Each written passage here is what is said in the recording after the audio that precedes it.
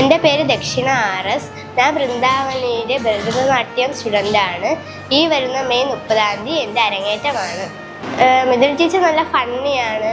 പിന്നെ ഏത് സ്റ്റെപ്പ് പഠിപ്പിച്ചാലും ആദ്യം എൻ്റെ കണ്ണ് എങ്ങനെ പോകണം, കാല് പൊക്കി വെക്കണം, എൻ്റെ കൈ നല്ല നീട്ടണം എന്നൊക്കെ നന്നായിട്ട് പറഞ്ഞു തരാറുണ്ട്.